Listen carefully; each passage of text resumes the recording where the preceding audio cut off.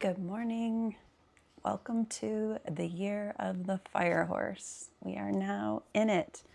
So glad to be leaving the wood snake year behind, although it was a huge transformational year for me personally. It was one of the hardest years of my life, if not the hardest year of my life. And I'm not saying that this year isn't going to be its own kind of intense, but it feels always nice to sort of mark, even if it's a metaphorical ending to an energy, a time period.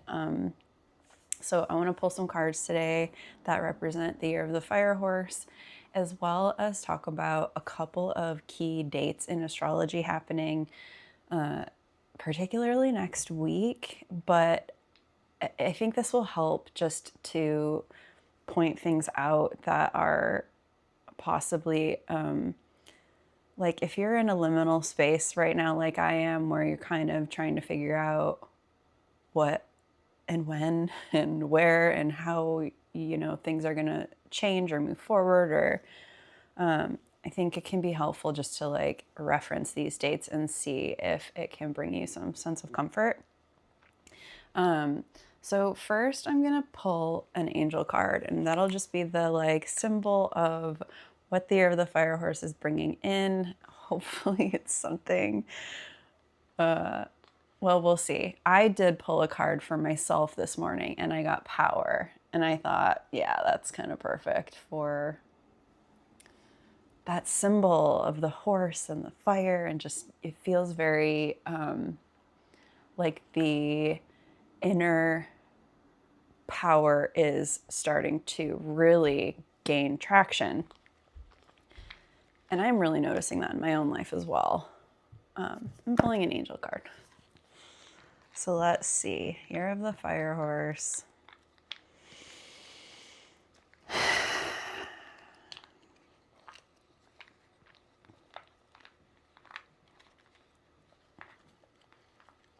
I trust whatever I pull, right? All right.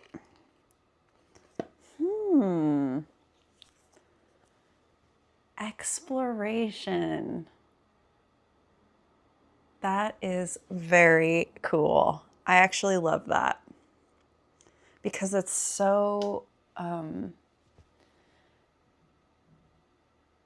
think for me, I've just felt so stuck. Like I felt so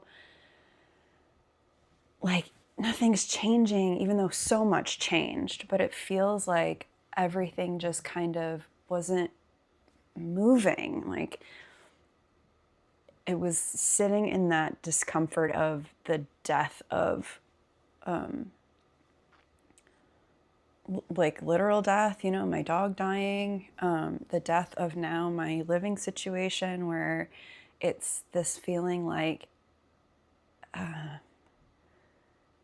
I can't get anywhere. Like it's not like I just have to sit, I just have to sit with this discomfort. I just have to be here. And so for exploration to be pulled, it feels like an expanding, and it feels like what's next, this new kind of like breath of life, and not even just exploring like out there, but also inside, like exploring the parts that have shifted within all of the loss and transformation. What inside has started to birth itself, like this channel, for example. In the midst of the darkest time of my life, I started this channel, and it's growing, it's growing. I'm here every week, and it's been a whole journey. Sometimes I felt like, nothing else made sense but just coming here and doing this. So, yeah, I really quickly, like while I'm kind of like on this topic of like my apartment and everything, I wanted to mention that, so Mercury is going to go retrograde next week on February 26th at the same time that I think it's Mercury is going to square Uranus. But just saying, February 26th is probably going to be a more intense day energy-wise, is what I'm hearing from astrologers. I am not an astrologer, but I love astrology and I follow it really closely. What's interesting, and this is the part that I wanted to say about if you're kind of in this liminal space too and not really clear on your direction, is that, okay, so on February 11th, Mercury went into what's called pre-shadow, which is like the setup to what you're going to be going over in Mercury retrograde's phase. Mercury was conjunct to the nodes of fate, which are your destiny points. And that was in Pisces, which is very like what you're moving towards, like your destiny is about to be transformed and changed in this Mercury retrograde cycle coming up.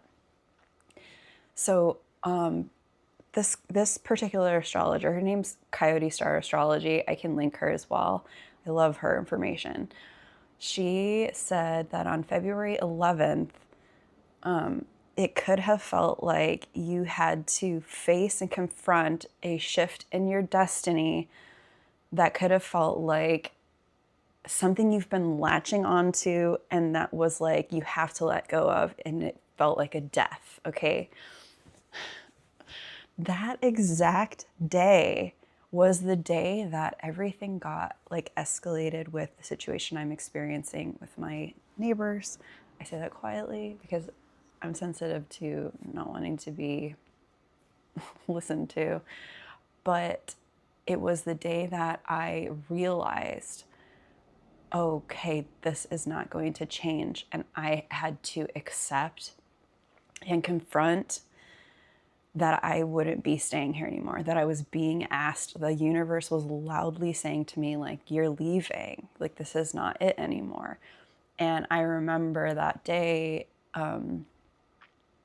just having so much grief come up, and went out on my balcony and put on an insight timer meditation that happened. Like the first one I pulled up was about surrendering, and I just cried so hard, and I just said, I don't want to leave. I don't want to leave.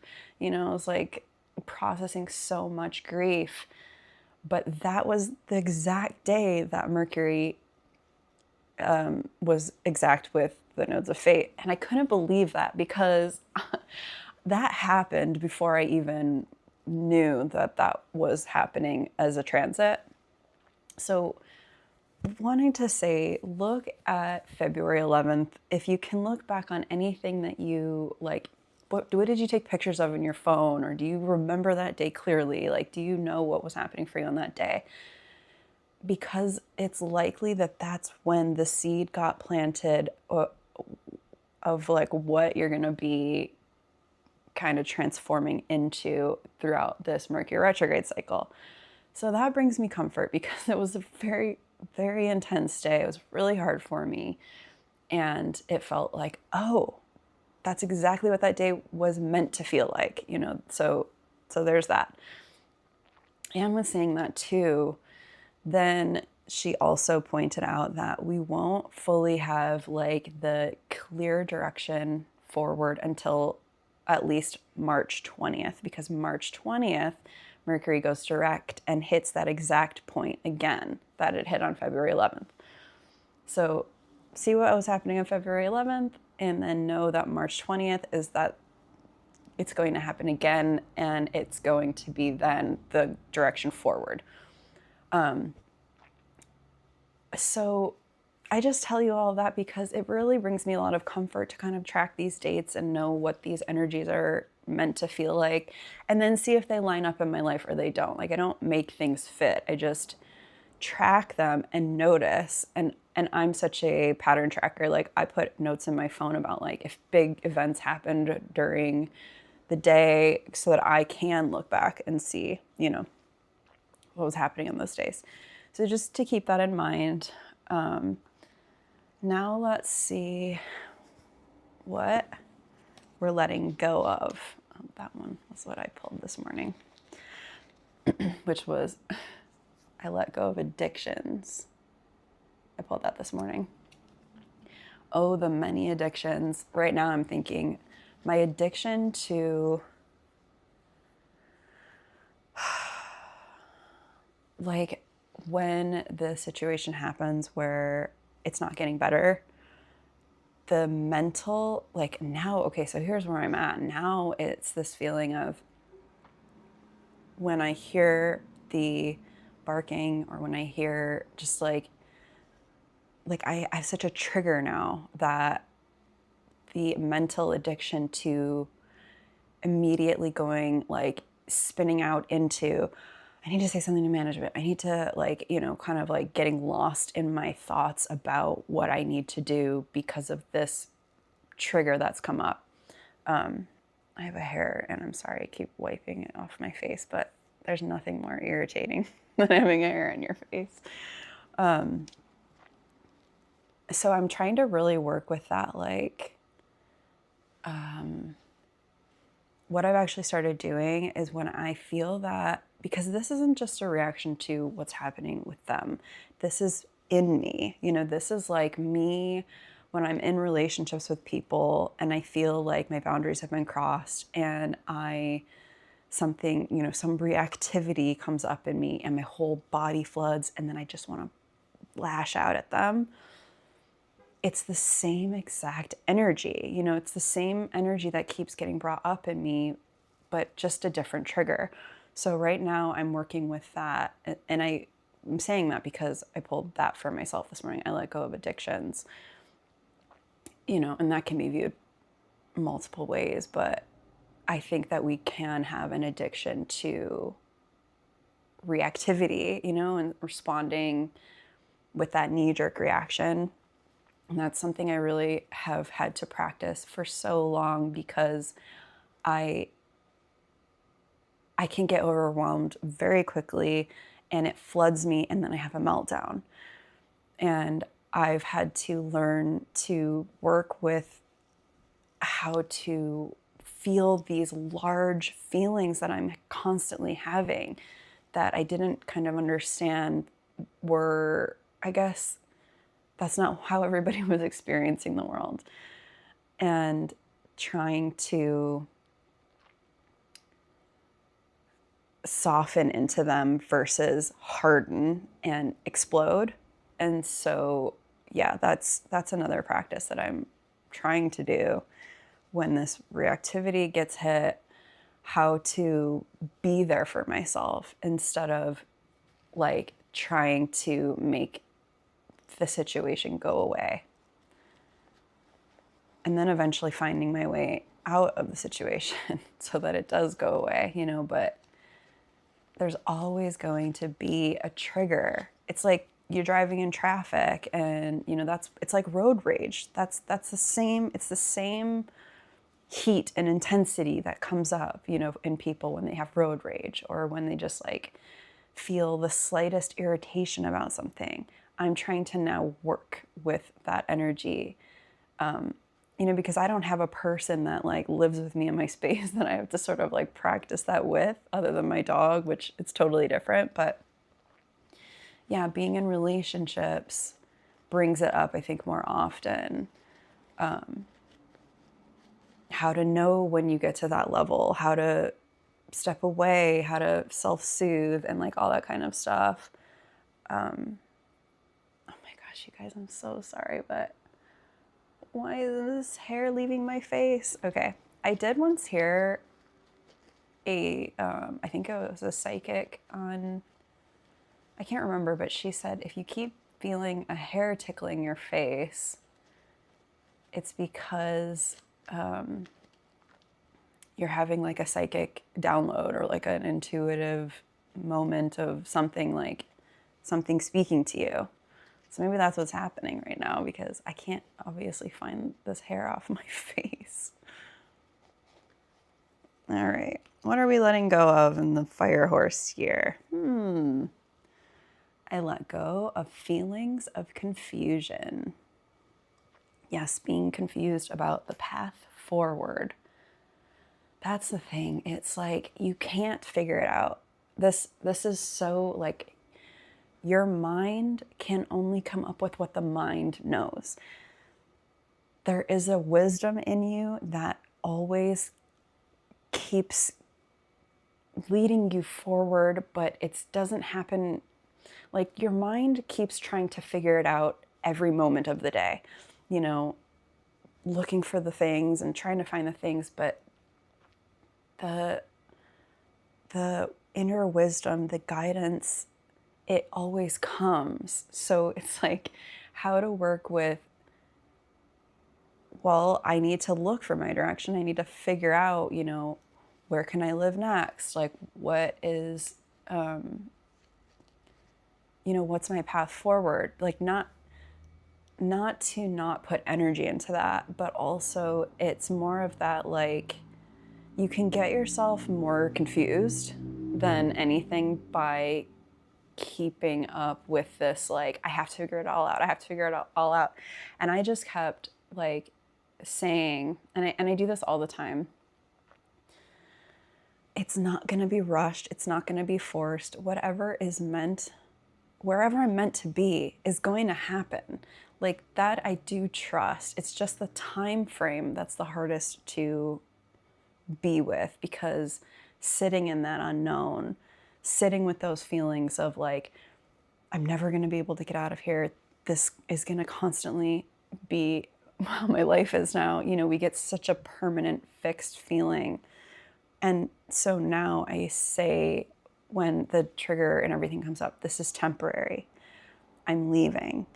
I don't know when, but this is temporary, you know, to soothe that part of me that is like, this is never going to end. This is never going to end. You just can kind of go off in like this really intense spiraling. Okay, so letting go of feelings of confusion. I'm so curious, is anybody else in that place right now where you're just between lives? Like, it's genuinely, that's how it feels. And I know, you know, we can symbolize like, oh, no, it's the, like, you're the fire horse. That was the year of, you know, the wood snake and everything. And so we kind of like think that life is over, this life is beginning. But I genuinely can feel a shift of energy. And I actually started feeling the shift of energy back last year, around the summer. And there were some big transits happening then as well. But yeah, my life just totally changed, like within the last 8 or 9 months. You know, I had some huge transitions happen. So I'm just curious, like, if anybody else, I mean, I'm sure there are, but it's always helpful to read and know when other people are going through. I'm going to pull Nature's Whisper. Yeah, going through, what kinds of transitions are you going through? And if you don't, by the way, if you're new and you don't know what I'm talking about with my neighbors, you can go back and listen to my last video, kind of explain more of like what's going on. But now I've been able to step back and hear like the barking as like that's almost this divine guidance. Like it's this, I've reframed it to be, I hear you, I know I'm leaving, you know, instead of like, stop happening, please go away. And I think just that alone has made a difference. All right, let's get this card going for Year of the Fire Horse.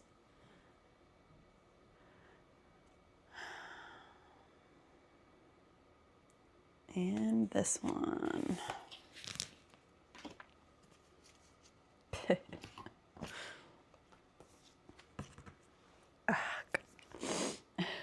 Be your best self always. Card number 24. Yeah, okay. Be your best self always. Check in with yourself. How are you feeling at this moment? Are you being the person you aspire to be? Remember that you determine how you feel. You are constantly choosing to feel the way you feel. It is understandable. We are all human, and there are times that we don't feel 100%. You drew this card to help you to remember to access the highest level of emotions now. Don't settle for less than you deserve. Do your utmost to achieve more, love more, and to be your best.